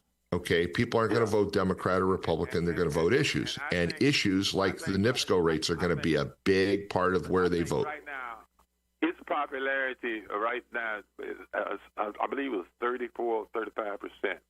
Right now. Well, Joe Biden's popularity was low too, Ron. I don't know that popularity really matters. Joe Biden is not president now. Joe Biden is not president now. Joe Biden is gone. And he'll never come back. Okay. I agree with you. But I don't care about the popularity of the president. I care about what they're doing. And my point has been this morning is he talks too much. He talks too much about things people don't care about. He needs to talk about the things people do care about. What I'm saying right now, when I look at these numbers and I talk to people in the street and I walk across this county because I'm talking to people clean across the county and I'm hearing the same thing. Why don't he just say what he could do and just do it? Good God, he had an opportunity right now. He doesn't have to worry about running again. I guess sometimes that's the problem. Sometimes you open your mouth, you say I can say anything. I don't have to worry about. But again, that guy is going to be the vice president who wants to run for president. If he sits back and not saying anything, and which I know normally they don't, because they don't. Trump will say you fired. I don't know if you could fire the vice president. No, you can't. You can't fire the vice president. I don't think so. But they'll just have him sitting down not saying anything. So a young man like Vance coming in, he might be a better president than Donald Trump in terms of he's well polished. He would be being childish and stuff like that. So I'm just simply saying that let's see what midterms. I think the House, they're going to lose the House. Okay. Well, we'll see what happens, but look, I think you're right. I think you have to look and see. I think Vance, if he's going to be running, he's got to speak up more, and you got to see where he's going to be. And he can't, Tom. He cannot. If he don't, Rubio going to be running for president because Rubio is waiting in the ring to run. I don't think Rubio will probably want to run, even though Vance is okay with Donald Trump. I think Rubio will end up beating Vance. Rubio is kind of I think I heard you say earlier, somebody said that, but Vance, Rubio, he'll kind of come in and say disagree with it, and he speak out, and that's good. Yeah, he does. He does. Rubio, I think, is a force to be reckoned with. Hey, Ron, thanks so much for the call. We got to move on. 845-1100 is the number to call. We've got more callers. Good morning. You're on the air.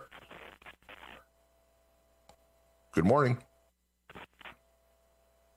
Hello.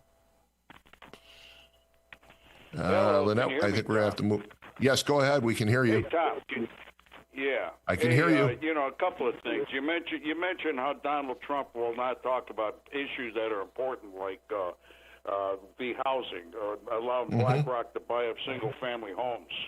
How do you know he's not? How do you know he's not spending 7-8 hours a day talking about that issue? Everything that comes to the American people from the president's office is filtered. All right, hold on. Let me answer that. I can answer it very simply. I watched his news conference yesterday. Do you know how much time he spent talking about his executive order? 0. He didn't talk about it at all. He spent over an hour and a half talking, and he didn't talk 1 minute about that executive order. He issued the executive order, and then he spent the whole time talking about everything else. Why do you think that is? Because I think Donald Trump, unfortunately, when it comes to, wait a minute, I can answer that. I think when it comes to speaking to the press and speaking to the American people, Donald Trump basically is a good speaker who misses the mark because he talks about things no one cares about. He gets sidetracked by himself. He gets off script. Even his own staff says at times that Donald Trump is his own worst enemy because he talks about the things that he wants to talk about instead of the things that the American people want to hear about. So I put that squarely on Donald Trump and nobody else. No, I don't. And you know why? What would you do if for the last 10 years the media of the entire United States was running character assassination against you? Everything you do, if you said good morning, they'd find an issue with it. After you know what I would do? You know what I would do? I would focus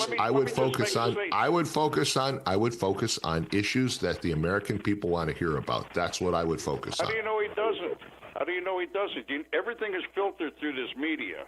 He saw one news conference. Did you know what else he did the other 18, 20 hours he was awake yesterday? This thing you have to understand, 2 points you have to understand. I heard you mention this repeatedly this morning. You talk about Democrat, Republican. First off, Trump is not even a Republican. You've got a uniparty here, Democrat and Republican, that would be just as happy to force the Green New Deal, Ickley, Agenda 2030 down your throat and make your NIPSCO bill double again. That's number one. And number two is that he, like you admit yourself, he has done these things. He has gone after the BlackRocks. When's the last time you saw a Republican or a Democrat do something like that? So Never. The man is actually in the arena, actually under constant fire for 10 years now, was shot. And yet at the same time, he's supposed to actually, what do you want, a saint or a president? I mean, I don't understand what. Well, here's the thing. You're arguing against yourself. Because you're saying that he was attacked and all these things, and I agree with you on all those points. But you're arguing against yourself because Donald Trump is his own worst enemy because he stands out there and he takes the bait. He goes and he spends the entire time talking about Greenland and talking about the biased media instead of getting up there and saying, this is what I'm doing about home prices. This is what I'm doing about the cost of eggs. This is what I'm doing about the cost of gasoline. This is what I'm doing about the cost of energy. He is taking their bait, and they're sitting back and they're laughing. I don't know what media you're watching. I've seen them do those things, but again, you know. I watch those entire news conference. Well, I didn't just watch one news conference. Excuse me. I watch almost all of his news conferences so that I can be informed. And he sits there and he goes on and on and on, and he goes off script. All right. He came in and he talked about all the accomplishments that he had. That was the purpose of his news conference, right? But then he gets right off script and he starts talking about things. Instead of saying, here's all the things I did, he basically took the report that I think Mad Mac or somebody said, he dropped it on the floor. It wasn't Mad Mac, it was somebody else. And he got off script. And I think the news media loves that. The fact that they don't have to report on the things he's actually done because he's too busy going off script. I think he needs to stay on script, talk about the things he's doing, and people would be much happier. The man's a human being. What would you do after 10 years of character assassination in the media, where people literally try to put you in jail? People took him shooting at you. I would have done what Donald Trump said he was going to do. I would have done what Donald Trump said he was going to do. Donald Trump said he was going to rise above what had been done to him, and he was going to be the best president in history. I think that's what Donald Trump should keep his focus on. He should rise above the fray of the news media and everybody else, all his criticizers, and he should focus on the things that matter. And he's getting a lot done. I'll give him a lot of credit, but unfortunately, the message isn't getting out there. And you can say what you want. Well, he's been picked on for 10 years, but he has to get the message out there, because if he doesn't, no one else is going to put it out there. Who else is going to put that message out there? Who else? Who else is going to do what Donald Trump's even doing? What other politician do you know would actually go after BlackRock? Okay, but I agree with you. But lo and behold, we had callers this morning who didn't know the things that he's doing, right? So who has to put that out there? Donald Trump. That's the fault of the media, Tom. The media's job is to report to the American people what their government is doing. And they're not doing it. You know yourself, it's a propaganda machine. That's all it's been for decades. It is. I've been very critical of the legacy media for a long, long time on these airwaves, well before Donald Trump, in fact. But the fact is that Donald Trump has to tell his story because no one else will, and that's the point that I have. Hey, thanks so much. Tom. It never will get told. All right, thanks so much for the call. We got to go to a break. We're up against a break. I'm sorry. We're going to take a quick break. It's the morning call with Tom Dabertin on WJOB 1230 AM, 104.7 FM. We'll be right back. Do you like to work with your hands, creating something from nothing? Then think about Laborers Local 41. You'll get 432 hours of apprenticeship training, all while earning a wage with benefits and incurring no student debt. You'll travel to different job sites, learn tons of skills, and in a lot of cases, be the first one on and last one off a job site. It all starts at laborers41.com. Teen parents face overwhelming challenges, but with the right support, they can build bright futures for themselves and their children. Mental Health America's ETAP program provides education, mentorship, and resources to help young parents graduate. Right now, your donation goes twice as far. Thanks to a generous match, every dollar given up to $30,000 is doubled, but only until March 31st. Scan the QR code, visit MHANWI.org, or mail your check to ETAP Match today. Before Notre Dame Federal Credit Union, we were being charged various maintenance fees and various check writing fees for all of our accounts. And with Notre Dame, we don't have that. We have that true community partnership. We get interest based on all of our parish and school accounts, and the interest rate is really second to none.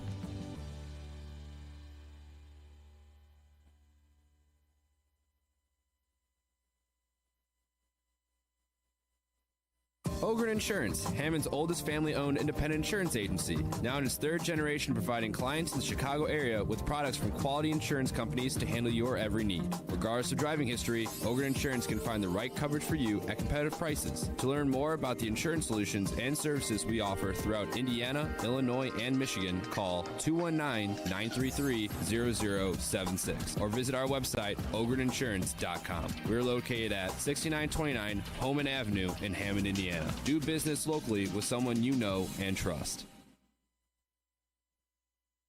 All right, we're back and taking a quick look at traffic. Once again, if you go across the line into Illinois, The Dan Ryan is completely backed up now past the Skyway. Problematic this morning. Take Lakeshore Drive instead. 294 doesn't look bad, but the Stevenson, the Eisenhower, and the Kennedy are all a mess. Northwest Indiana, we're looking good on I-65, 8094. The Indiana Toll Road, Klein Avenue are all fine. With that, let's do one last weather this morning. Good morning, everyone. Today we're at 29 degrees with highs of 33 and lows of 15. We'll be having a couple flurries this morning, otherwise mostly cloudy and breezy. And then tomorrow and Thursday, we'll be having highs of 26 and lows of -8, with sun in areas of low clouds and cold. And then Friday, we'll be having highs of -2 and lows of -10, with some sun, then increasing clouds, and should be frigid. All right, and I will not talk about the weather forecast coming up in South Florida. So with that, let's go back to the phone calls. We've got a few more callers, and then we're going to finish the day out at the top of the hour with the Munster Chamber of Commerce show and then the School City of Hammond. So good morning, you're on the air. Good morning, Tom. How are you today? I'm great. How are you? You know, I know you're running down, so I was going to comment on your subject, but since we're running down, I want to comment on something somewhat of a lighter note, but not necessarily a lighter. You talked about the next show being a Chamber of Commerce show, and I know you're affiliated with the Hammond / Robertsdale Chamber of Commerce. Whiting Robertsdale. My question to you, very simply, when you guys and your chamber have a function, i.e., where you're going to have a sit-down meal, in what communities do you have the sit-down meal? Well, for example, the Whiting Robertsdale Chamber always has their annual dinner at Dynasty in North Hammond. They've been a member of ours. So Whiting Robertsdale Chamber of Commerce also represents North Hammond, and so they've been a member of ours for many, many years, and that's where we usually hold the annual dinner. We've also held dinners and gatherings at the Whiting Knights of Columbus and a few other venues. So my point is, you tailor your dinners towards the communities that are basically a part of the chamber, i.e., North Hammond, Robertsdale, correct? Robertsdale, Whiting, and North Hammond, yes. And the reason I bring that up, Tom, because I hear a lot of talk on these airways about how it's coming back, it's wonderful, and I agree. But it's mighty funny. I attended a function with the Gary Chamber of Commerce, but I find it appalling personally, and I don't live in Gary, but I have businesses in Gary. I pay taxes in Gary. I find it troubling that my parents always taught me spend your money, and they always did for business purposes. Try locally in your community. Spend money in your community. Recycle the dollars. I find it appalling that they constantly have their functions in Maryville. I was in Maryville because the reason being, back in the day, Tom, some of us are old enough to remember when all the Gary politicians, all they had to talk about is bash Maryville, bash the outsiders, don't go outside the community. You know, everybody props up Miller, but I don't know if you know, there's been businesses, eateries that have came on board, and they've closed. So my point is, you can't have a function in your community to serve the businesses and help the people out who own restaurants in your community. And I'll be accused of being negative. But my point is, I hear the hypocrisy on this station all the time. All the time. All I hear is how wonderful. Let me address what you're saying. I don't see a problem if periodically there might be a special occasion. Again, periodically or a special occasion where you might go outside, but the purpose of chambers of commerce are largely to support their members. All right, so their members, for example, here the Whiting Robertsdale Chamber of Commerce, one of their members is Hard Rock Casino. Okay, another member is Horseshoe Casino. So if they go to Horseshoe is in Whiting Robertsdale, it's not a problem. If they go to Hard Rock, somebody might say, well, you're going outside your territory, but they're a member. I could see supporting a member periodically, but if the chamber that you're talking about is constantly going outside their own member base, that's a problem. I agree with you. That's exactly what I'm talking about. I don't disagree. Don't disagree at all. Because, but see, everybody wants to prop up all the rah, rah, rah, rah. Another case in point, Tom. Do you realize the city of Gary does not have curbside recycling? The city you know of what? Gary. I wouldn't here. I will say this: curbside recycling for a large, for the most part, is becoming a waste of tax dollars. I'm sorry. I'm all about recycling. I'm all about the environment.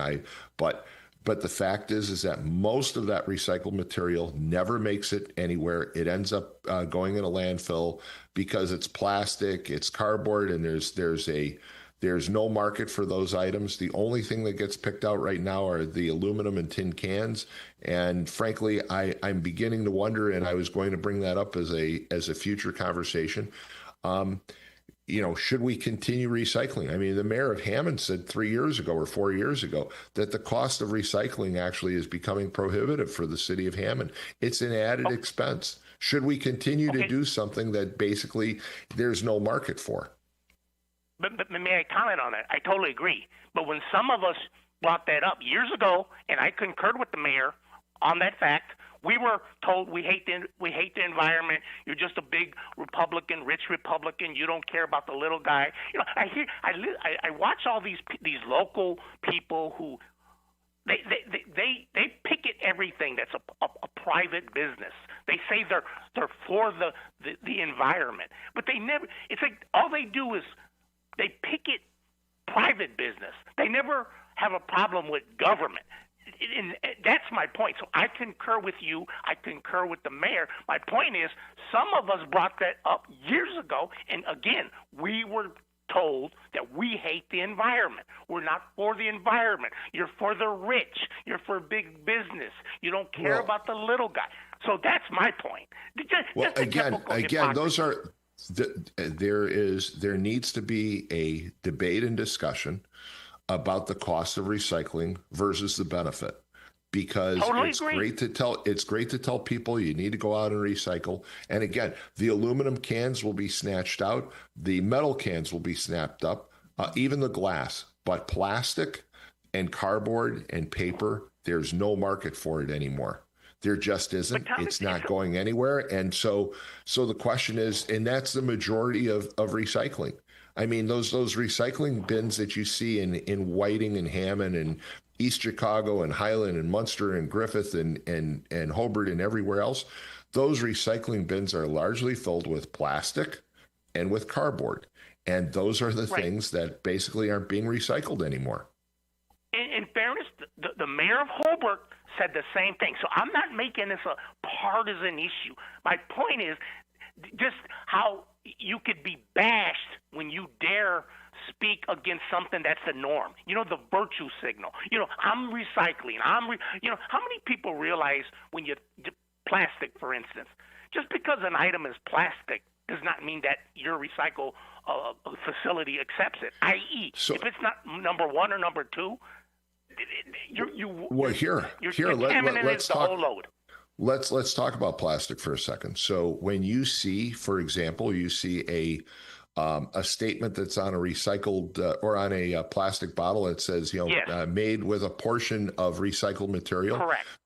People don't realize that what they're talking about is the recycled material is the head and the tail from making that container that basically was run through the plant, run through a grinder, and then reintroduced into the production line. It's not recycled material like you're drinking your plastic bottle is being used to make another plastic bottle. The recycling that they're talking about on that label is actually within the plant itself. It's just taking the plastic that was used to make that material, the trimmings, and they're recycling the trimmings from the plant. They're not taking the stuff that you and I are throwing in those bins. They're not. Exact, 100%, Tom. But it galls me because how many people back in the day when it first started, they would recycle the greasy pizza box? That's wrong. totally wrong. Right. It's cardboard, but it's, so you're contaminating the whole load. But it's virtue signaling. The politicians think you're doing something. Hey, you're a citizen of the community. You think you're doing something well, and we're not really. We're just really hurting ourselves. It sounds great, but you're not doing anything. I agree with you. Exactly. I totally agree with you. That's the purpose of my point, I guess. It's so frustrating because, I've heard your conversation. The gentleman brings up the solar panels. Oh, let's say everybody wants to be green, but then you look at the numbers, they're not working out. Then we're getting rid of coal-fired and all the.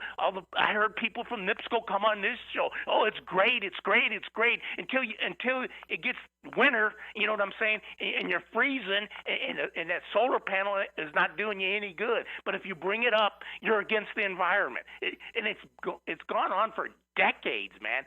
Decades. And a lot of it has come out. A lot of those social narratives have come out of the Davos conference that's going on right now. That's where a lot of the green new energy, for example, comes from, and all these recycling initiatives and all these things. The fact is that it's not doing a whole lot of good. It sounds good, it makes people feel good, but the reality is that very little of any plastic that's recycled in the United States ends up being used again for anything usable. And I'll get off after this. I want to give because we got one more call and then we got to take a break. Okay, thank you. I just want to say condolences to Ron Madlock on the passing of his brother in Arkansas. That's all. Thank you very much, sir. Yes, absolutely. Yes, condolences to Ron on that. I forgot about that, and he's absolutely right. And I think everybody agrees with that. You lose a brother, and it's a sad situation. Been there myself. We have one more caller. Let's take that caller, and then we're going to call it a day. Good morning. You're on the air. Good morning, Tom. This will take 2 minutes. Hopefully we can catch it at the end of the hour, and I'll do it as fast as I can. One of the biggest bills in banking is going down right now, and it will form how your money is managed for the next 200 years. It's called the Clarity Act. It ties into Griffith's U.S. Treasury talk, but he is completely wrong. This is not 1988, folks. This is 2026. Look, we have to stop pretending the U.S. economy is running on magic. Last August, we saw the cracks happen. The Treasury held an auction with Griffith's of 30-year bonds, okay, and the world stayed home. The primary dealers, they were forced to soak up 20% of that debt because all the foreign buyers walked away. That is a warning shot. So you have to ask yourself, who's willing to buy that U.S. debt right now? It's not China. It's not Japan. It's the crypto people, the people that are issuing stable coins specifically. Look this up. They're sitting on over $150 billion in demands for those T-bills, and they want to, and that debt is what's going to prop up our currency. It's the white knight, okay? But what's happening? All right, and Brad, I got to leave it there. I've got to leave it there. I'm so sorry. Hey, thanks so much. Look, I just want to thank everybody for listening and everybody calling today. This is a lot of fun. It's fun for me to talk to you and listen to your views. And again, I don't know everything. I'm going to give you my views. You can, take it for what it's worth. You can argue with me, but it's just great that we're able to have these conversations. And you may not agree with every caller, but talk radio basically has a purpose. We need to vet our views. We need to talk about issues, and there's nothing better. And I look forward to doing this every Wednesday morning with you, beginning at 6 a.m. So keep it tuned right here all day, all week to WJOB 1230 AM, 104.7 FM, the TuneIn app, and of course, YouTube Live. And we'll be back next Wednesday starting at 6 a.m. And I look forward to talking to you all then. Stay safe, stay warm, and we'll talk to you then. Take care. IBEW Local 697 electrical contractors bring the highest standard of electrical work to Lake County homes, schools, and businesses. From everyday fixes to once-in-a-lifetime builds, we don't just get the job done, we get it done right and up to the highest safety standards. When you need electrical work, hire the professionals who power Indiana. Powering Indiana, Lake County, bringing excellence to the job, creating a brighter future for our community. Introducing Powers Health,